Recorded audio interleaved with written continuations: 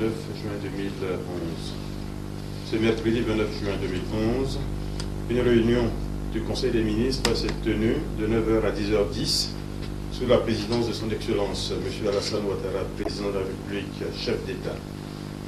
L'ordre du jour de cette réunion a porté sur 4 communications relatives à la situation économique et financière des sociétés d'État et des sociétés à participation financière publique, à l'audit des comptes des entreprises publiques, à l'harmonisation des conditions de service et de rémunération des dirigeants d'entreprises à capitaux publics, à l'état d'avancement des procédures judiciaires relatives à la crise post-électorale.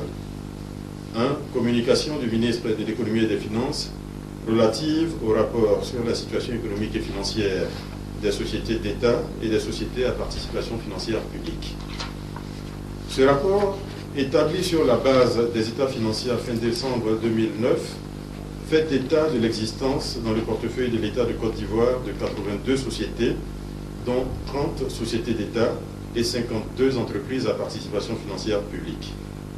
Les états financiers produits donnent la situation suivante. 44 sociétés ont réalisé des résultats nets bénéficiaires d'un montant global de 153 milliards de francs CFA. 4 sociétés présentent un résultat nul. 14 sociétés ont réalisé un résultat net déficitaire de 113 milliards de francs CFA. Et 20 sociétés n'ont pas produit d'état financier pour diverses raisons, redressement judiciaire, administration provisoire, arrêt des activités, restructuration, etc. En résumé, le résultat net cumulé du portefeuille de l'État est bénéficiaire de 40 milliards de francs CFA. Au cours de l'exercice clos, le 31 décembre 2009, l'État a perçu 23,9 milliards de francs CFA de dividendes et accordé dans le même temps 87 milliards de francs CFA de subventions aux entreprises publiques. Après avoir pris bonne note des résultats présentés, le Conseil, tout en félicitant le ministre de l'Économie et des Finances pour les innovations apportées dans la gouvernance de ces sociétés, a retenu les principales recommandations suivantes. Le renforcement du contrôle des entreprises publiques, l'assistance aux entreprises en situation difficile, le renforcement du suivi du processus d'exécution budgétaire, l'amélioration du processus d'établissement des états financiers, la responsabilisation des dirigeants avec la mise en place de contrats de performance, la sensibilisation de l'ensemble des acteurs sur les principes de bonne gouvernance de ces entreprises publiques. Monsieur le Président de la République a fait observer le nombre élevé de sociétés à participation financière publique et a demandé qu'outre le renforcement de la gouvernance, un travail de rationalisation de ce portefeuille soit entrepris sous l'autorité du Premier ministre afin que le nombre de sociétés d'État ou de sociétés à participation financière publique soit baissé de 25% au cours des 12 prochains mois. Le Président de la République a rappelé sa demande visant à rapporter certaines cessions opérées au cours des années passées, en particulier celle d'Evego, dont l'utilité publique est démontrée, notamment dans le domaine de la recherche sur l'EVA. 2. Communication de M. le Premier ministre relative à l'audit des comptes des entreprises publiques. Le Conseil des ministres a autorisé la conduite par le ministre de l'Économie et des Finances, sous l'autorité du Premier ministre, de missions d'audit des comptes de 43 sociétés d'État et sociétés à participation publique majoritaire. Ces 43 sociétés ont été sélectionnées en raison de leur importance en termes de chiffre d'affaires ou de subventions reçues de l'État, et ces audits s'intéresseront en particulier aux mouvements et flux financiers et bancaires intervenus au cours de la période allant du 4 décembre 2010 au 10 juin 2011. Ces audits permettront au gouvernement de prendre des mesures de redressement au cas par cas et de proposer de nouvelles orientations et une meilleure gouvernance des entreprises publiques. Ces audits seront menés par 14 cabinets régulièrement inscrits au tableau de l'ordre des experts comptables de Côte d'Ivoire et les rapports correspondants devront être produits dans un délai de 2 mois. Monsieur le Président de la République a particulièrement insisté sur la nécessité d'une gouvernance irréprochable des entreprises publiques qui font partie du patrimoine commun des Ivoiriens et a invité l'ensemble des ministres à plus de rigueur et de transparence dans la gouvernance des entités placées sous leur autorité. Il a demandé la réactivation dans les meilleurs délais de l'inspection générale, ainsi qu'une plus grande célérité dans le renouvellement des conseils d'administration des sociétés à participation financière publique. 3. Communication du Premier ministre, ministre de la Défense, relative à l'harmonisation des conditions de service et de rémunération des dirigeants d'entreprises à capitaux publics. Cette communication, présentée par le ministre de l'Économie et des Finances, vise l'harmonisation des conditions de service et de rémunération des dirigeants sociaux des entreprises publiques.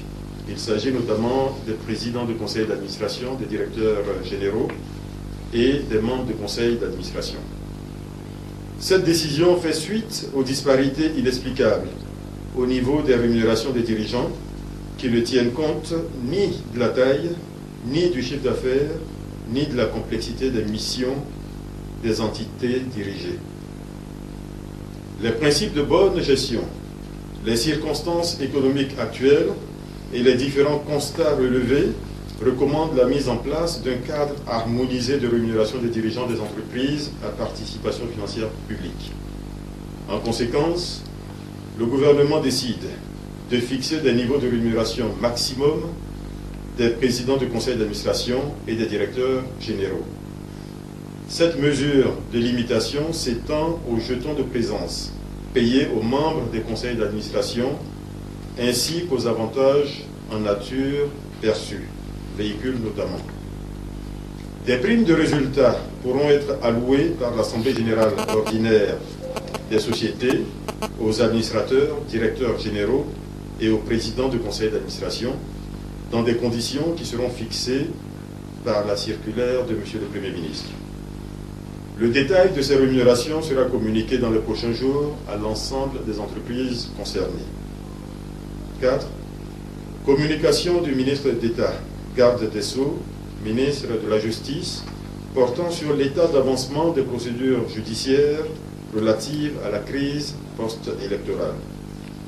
Suite aux événements douloureux qu'a connu notre pays au lendemain de l'élection présidentielle de novembre 2010, le parquet d'Abidjan, sur instruction du garde des Sceaux, ministre d'État, ministre de la Justice, a engagé un certain nombre de procédures judiciaires contre le président sortant et certains de ses partisans.